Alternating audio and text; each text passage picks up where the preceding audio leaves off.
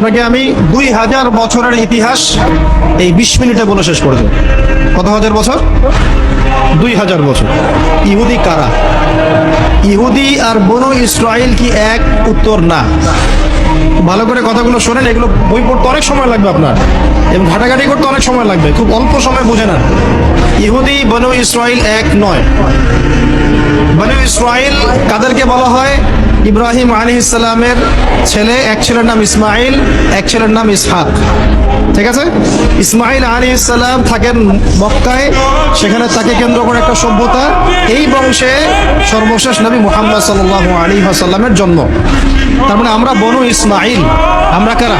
বনু ইসমাইল। আমরা মুহাম্মদ সাল্লাল্লাহু আলাইহি ওয়াসাল্লামের কওম, উম্মাহ।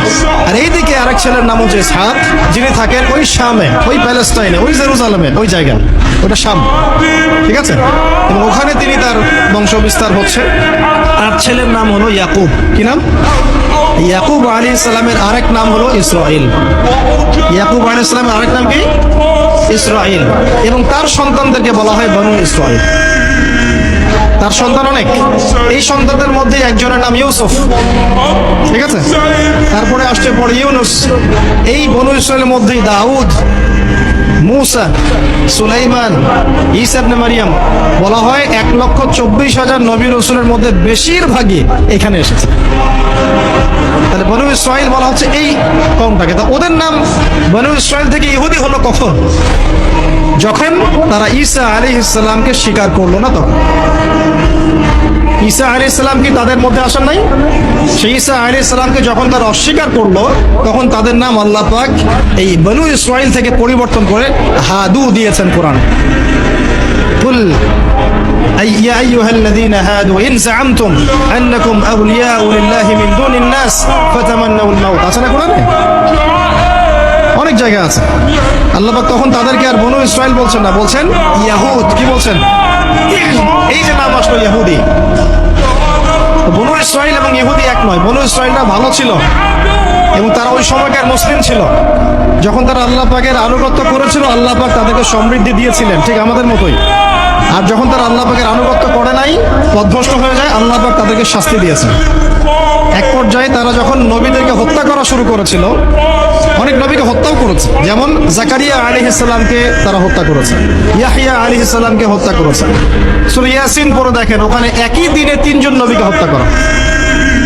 পড়ে দেখেন। মূল কথা হচ্ছে নাম চেঞ্জ হলো কখন? যখন তারা সত্য থেকে পথভ্রষ্ট হয়ে গেল, ঈসা আলাইহিস সালামকে তারা অস্বীকার করলো, তখন আর বনু ইসরাইল নয়, ইয়াহুদ। এখন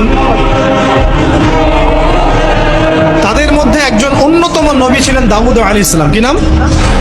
বলেন নাম, মুখস্থ করেন। তাদের নাম কি?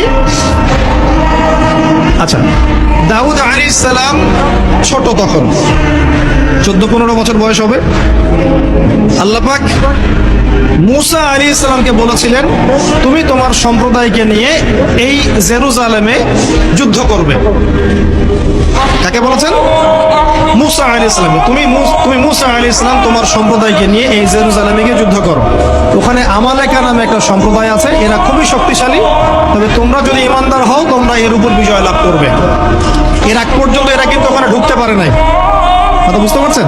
আল্লাহ পাক শর্ত দিলেন, যদি যুদ্ধ করে জয় করতে পারো, তাহলে তোমাদের এই জায়গাটা তোমাদের। মুসা আলাইহিস সালাম বললেন তার কওমকে, চলো যুদ্ধ করি। মুসা আলাইহিস সালামের কওম বলছে, ইযহাব আনতা ওয়া রাব্বুকা ফাকাতিলা ওয়া ইন্না হাহুনা কাঈদুন। এই মুসা, তুমি যাও আর তোমার রব গিয়ে যুদ্ধ করো, আমরা এখানে বসে থাকবো। কথা কি বুঝতে পারেন নাই?